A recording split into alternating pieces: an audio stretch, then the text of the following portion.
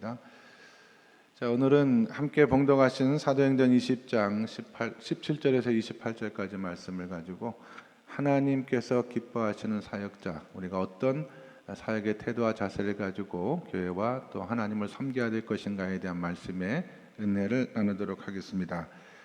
본질적으로 우리 모두는 하나님 앞에 사역자로 불림을 받았다고 저는 믿습니다. 특별히 올 한 해 초원지기로 또 목자로 또 남녀 신도의 임원으로 부름받으신 분들, 또 재직회 사역위원회 부장 이상의 사명을 감당하신 분들은 말씀을 통해서 하나님이 기뻐하시는 사역자는 어떻게 사역해야 되는가에 대한 은혜를 나눴으면 좋겠고요.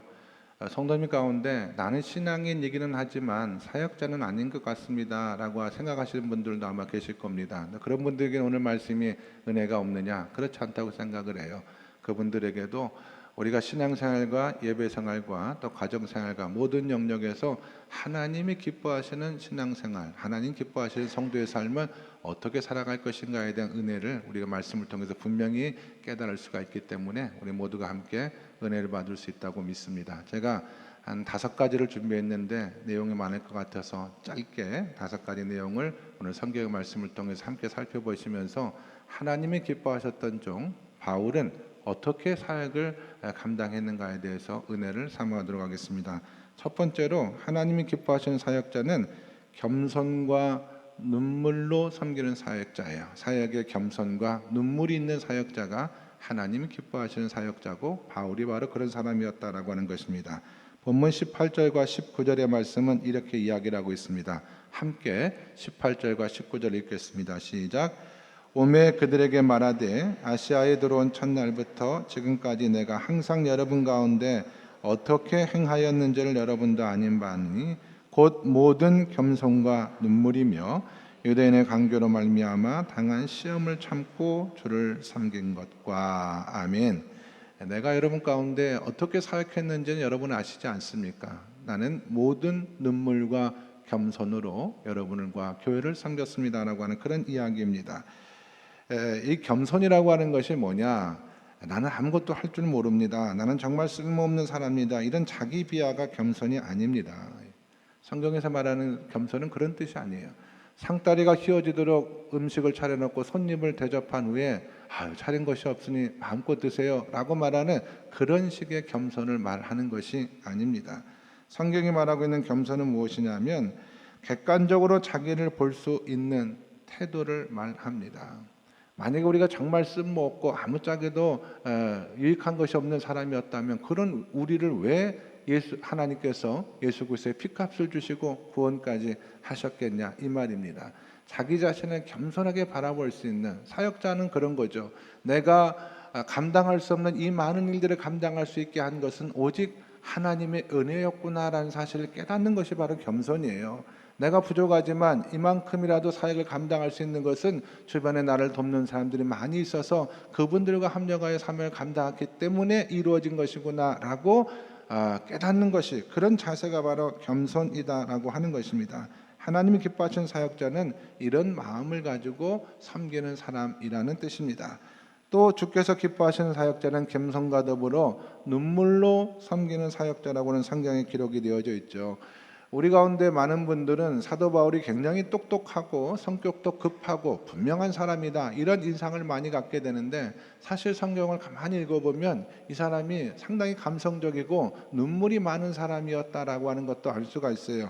오늘 본문에도 내가 모든 겸손과 눈물로 너희를 섬겼다라고 이야기했을 뿐만 아니라 그 뒤에 나오는 31절에도 보시면 그러므로 여러분이 일깨어 내가 3년이나 밤낮 쉬지 않고 눈물로 각 사람을 훈계하던 것을 기억하라 그랬어요. 눈물로 각 사람을 훈계하고 가르친 것을 기억하라. 그리고 이 설교를 마친 다음에 36절과 37절에도 보시면 함께 읽어볼까요? 시작.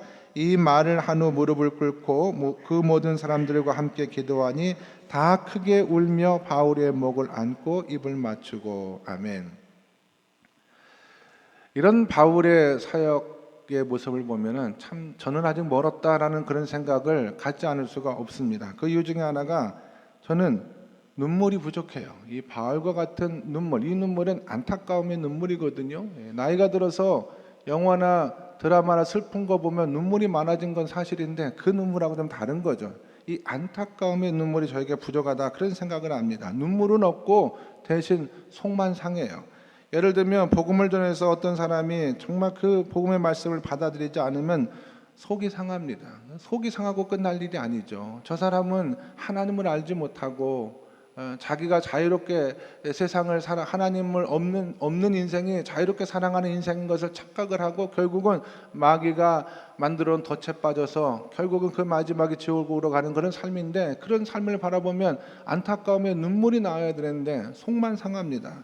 또 사역을 하다가 제대로 사역 안 하시는 분들을 보면 어떻게 하나님께서 주신 섬김의 특권을 알지 못하고 저렇게 귀한 시간을 다 낭비하면서 살아가는가, 안타까움에 눈물이 나와서 그분을 위해서 기도해야 되는데 속만 상하고 성질만 납니다. 그러니까 부족하다, 바울의 사역에 비하면 너무나 부족하다, 그런 생각을 하지 않을 수가 없다라고 하는 것입니다. 바울은 눈물의 사역자예요. 그리고 그 모든 눈물은 그의 겸손한 자세와 태도에서 나왔다라고 하는 것이 오늘 성경의 말씀의 증언이라고 한다면, 우리 사역자님들도 바울과 같은 겸손과 눈물의 사역자가 되셔서 하나님 맡기신 영혼을 붙들고 믿음으로 섬기셔서 하나님 앞에 기뻐하시는 사역자로 세움받는 복을 누리게 될 수 있기를 예수님의 이름으로 간절히 축원합니다. 두 번째로 하나님이 기뻐하시는 사역자는 오늘 성경을 통해서 보면 담대히 말씀을 전하는 사람이다라고 하는 것을 알 수가 있습니다. 20절과 21절의 말씀을 같이 읽겠습니다. 시작. 유익한 것은 무엇이든지 공중 앞에서나 각 집에서나 거리낌이 없이 여러분에게 전하여 가르치고 유대인과 헬라인들에게 하나님께 대한 회개와 우리 주 예수 그리스도에 대한 믿음을 증언한 것이라. 아멘. 거리낌 없이 모두 다 증언했다는 뜻이죠. 또 26절과 27절의 말씀에 보면 이렇게도 이야기를 합니다. 읽겠습니다. 시작. 그러므로 오늘 여러분에게 증언하거니와 모든 사람의 피에 대하여 내가 깨끗하니 이는 내가 꺼리지 않고 하나님의 뜻을 다 여러분에게 전하였음이라. 아멘. 자, 우리말 성경에는 이 바울이 하고 있는 내용이 정확히 무슨 얘기인지를 드러내 보이지가 않기 때문에 제가 새번역 성경으로 26절과 27절의 말씀을 다시 한번 읽어드리도록 하겠습니다. 새번역 성경을 읽으면, 그러므로 나는 오늘 여러분에게 엄숙하게 증언합니다. 여러분 가운데서 누가 구원을 받지 못하는 일이 있더라도 내게는 이제 아무런 책임이 없습니다. 그것은 내가 주저하지 않고 여러분들에게 하나님의 모든 경륜을 다 전해 주었기 때문입니다. 아멘. 담대하게 모두 다 꺼리낌 없이 전했다라고 하는 거예요. 이제 여러분이 구원을 깨닫지 못하고 하나님의 사랑을 깨닫지 못하는 것은 내 책임은 더 이상 없다는 거죠. 여러분 자신의 책임, 여러분이 받아들이지 않는 것이지, 전하는 부분에 있어서 나는 최선을 다해서 오해를 받고 핍박을 받더라도 다 전했다라고 하는 그런 뜻입니다. 하나님이 기뻐하신 사역자가 되기 위해서는 때로는 담대하게 말씀을 전해야 됩니다. 위축되지 않고 복음을 증거할 뿐만 아니라 함께 사역하는, 함께 교회를 섬기는 성도들의 삶이 잘못되고 어긋난 길로 가게 되면 담대하게 그것을 이야기해주고 바른 신앙생활을 할 수 있도록 그렇게 이끌어 인도해 주어야 된다라고 하는 뜻인데, 우리가 이걸 잘 못해요. 왜냐하면 함부로 잘못 이야기했다가 괜히 오해가 생기고 사이가 어려워지면 사역에 큰 어려움이 오지 않을까라는 이런 두려움 때문에 때로 우리가 담대하게 이야기를 전하고 담대하게 말을 해줘야 될 때도 머뭇머뭇하는 경우가 얼마든지 있을 수 있습니다. 그런데 왜 우리가 담대하게 전할 때 회개의 역사가 일어나기보다는 그렇게 갈등과 오해와 반발이 생기느냐? 저는 가만히 생각해 보니까 여러 가지 이유가 있는데, 아까 바울이 모든 겸손과 눈물로 사역했다는 이 말씀이 좀 힌트가 있을 거라고 생각을 해요.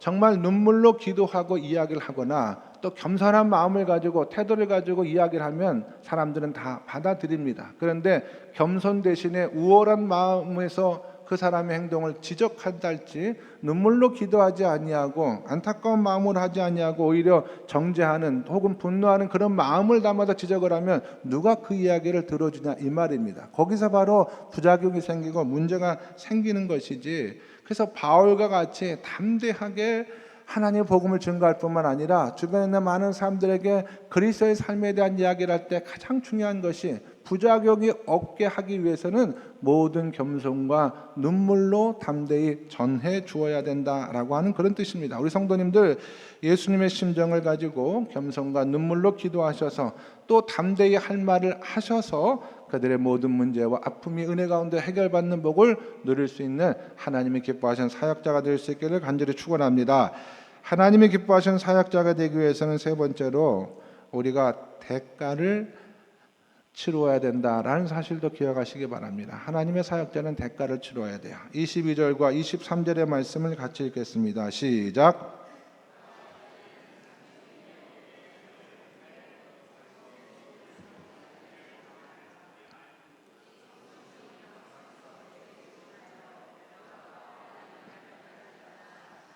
아멘. 성령께서 바울에게 말하기를 예루살렘으로 올라가라 그랬습니다. 바울이 물었어요. 그럼 거기서 무슨 일이 나를 기다리고 있습니까? 라고 물어봤더니 성령이 말씀하시기를 너는 알 것 없다. 다만 한 가지, 가는 곳곳마다 결박과 환난만이 너를 기다리고 있다. 이렇게 말씀해 주셨다라고 하는 것입니다. 하나님의 일을 함에 있어서 결박과 환난만이 너를 기다리고 있을 것이다 라고 말씀해 주셨는데, 바울이 어떻게 그 성령님에 대해서 반응하냐면 24절의 말씀에 보시면 내가 달려갈 길과 주 예수께 받은 사명 곧 하나님의 은혜의 복음을 증언한 일을 마치려 하면은 나의 생명조차 조금 더 귀한 것으로 여기지 아니하노라. 이런 유명한 고백을 합니다. 하나님의 사명을 감당함에 있어서 나는 어떤 희생과 어떤 대가를 치를 각오가 마음의 준비가 되어져 있습니다 라고 하는 그런 고백입니다.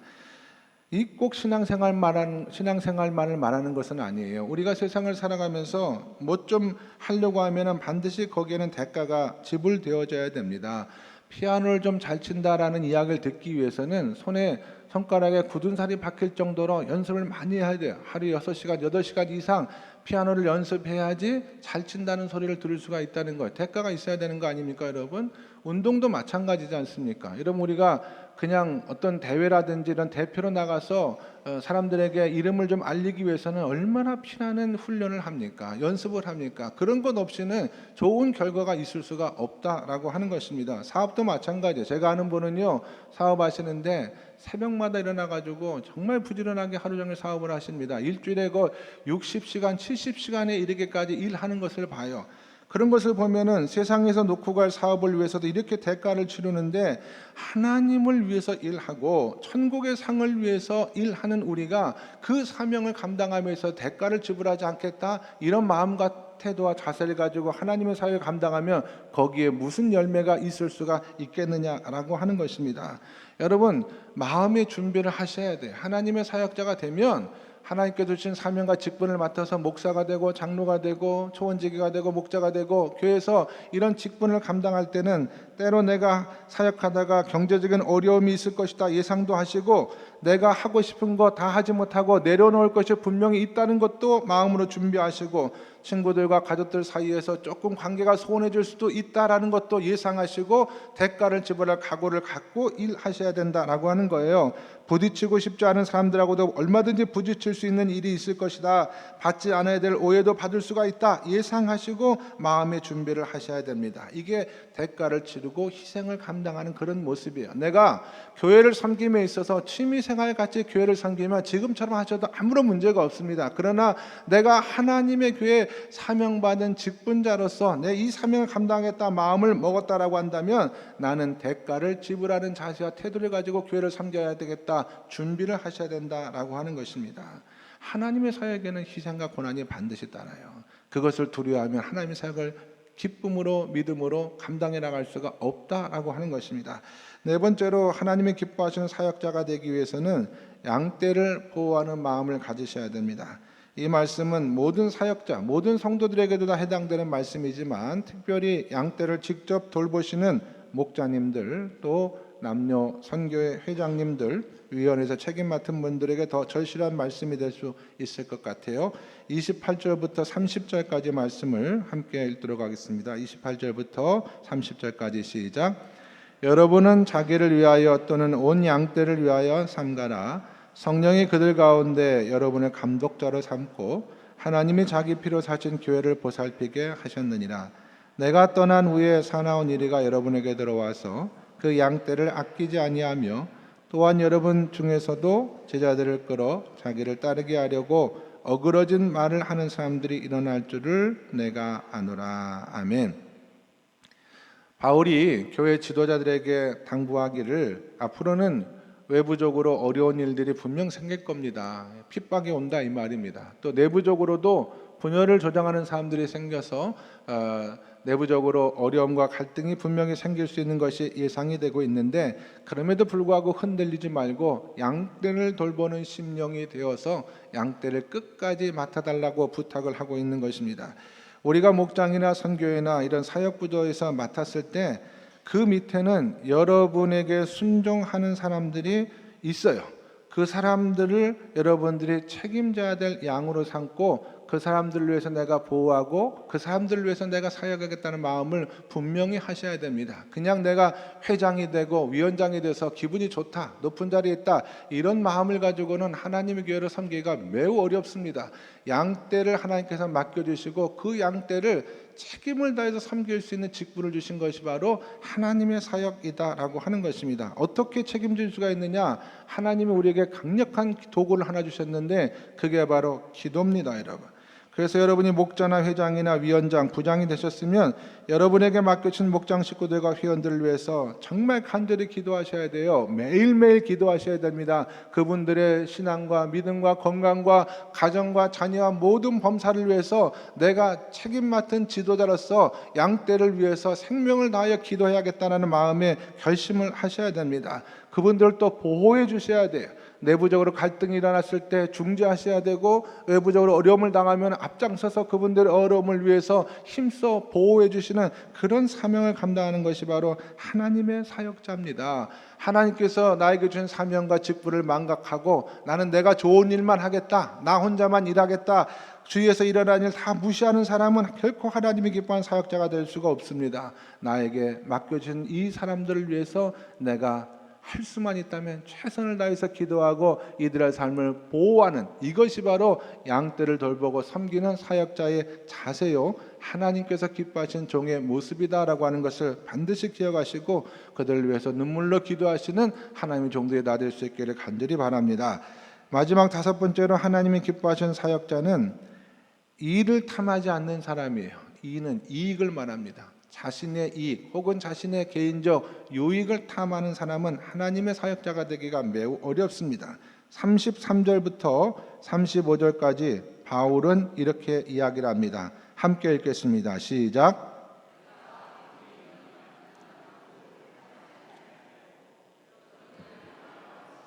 이 손으로 나와 내 동행들이 쓰는 것을 충당하여 범사에 여러분에게 모범을 보여준 바와 같이 수고하여 약한 사람들을 돕고 또 주 예수께서 친히 말씀하신 바 주는 것이 받는 것보다 복이 있다 하심을 기억하여야 할지니라. 아멘. 무슨 얘기냐면 바울은 3년 정도 에베소에 머물면서 에베소 교회를 섬길 때 사례비를 받지 않았습니다. 자기가 직접 일을 하면서 자신과 동역자들을 경제적으로 섬겼다라고 하는 그런 말씀입니다.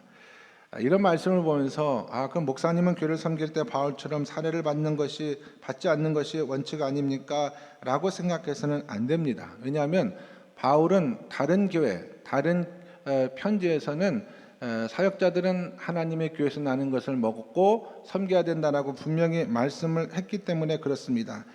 그런데 이 에베소라고 하는 것이 말이죠, 성도들의 신앙생활이 매우 연약한 부분이 있어요. 고린도 교회도 마찬가지예요. 고린도 교회에서도 바울을 사례받지 않았어요. 왜냐하면 고린도 교회 성도들의 신앙이 매우 연약했기 때문에 사례를 받고 일하는 모습을 보면서 혹 믿음이 연약한 사람이 시험을 받아서 저 사람은 돈 받고 일을 하네, 근데 나는 왜 교회를 하는데 돈을 안 주지, 이렇게 오해할 수 있는 여지가 있을 수가 있기 때문에 이런 교회에서는 바울이 사례를 받지 않고 일하고 섬겼다라고 하는 것입니다.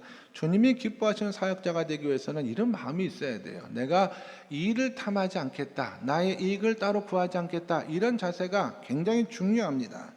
이건 사례를 받는 전문 사역자들뿐만 아니라 우리 모두에게도 해당되는 말씀이라고 생각을 해요. 왜냐하면 이 일이라고 하는 것이 꼭 돈만을 말하는 것이 아니기 때문에 그렇습니다. 가만히 생각해 보세요, 여러분.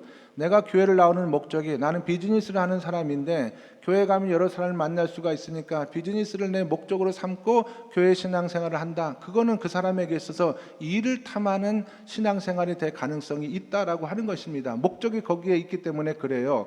또 어떤 분들은 세상에서 눌려서 지내다가 큰 소리 한번 치지 못했는데 교회 가면 인정받고 대접받을 수 있다라고 생각을 하니까, 그래서 교회 나왔다가 장로가 안 되고 권사가 안 되면 마음에 상처를 깊게 입고 교회를 떠나는 이유가 뭐냐면, 목적이 어디에 있느냐면 내가 교회에서 어떤 자리를 탐하고 높은 자리에 가서 큰 소리 치고 대접받는 것만을 목적으로 신앙생활하기 때문에 그것도 일을 탐하는 신앙생활이다 말할 수 있다라고 하는 것입니다. 바울에겐 그런 모습이 없었다라고 하는 거예요. 왜냐하면 하나님은 그런 모습을 원하지 않기 때문에 그렇습니다. 물론 우리 교회는 이렇게 노골적으로 일을 탐하는 분들은 없습니다. 그러나 다른 방향에서 얼마든지 우리가 신앙생활하면서 우리가 우리의 유익만을 구할 수가 저는 있다고 생각을 해요. 조금 다르게, 이건 쉬운 얘기는 아닌데요, 다르게 한번 생각해 보도록 하겠습니다.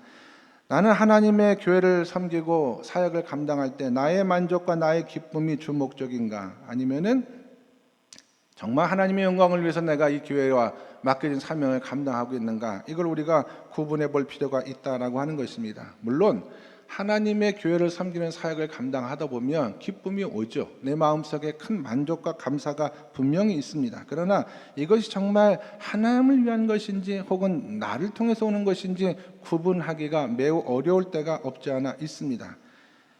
그럴 때는 어떻게 판단을 할 수가 있느냐?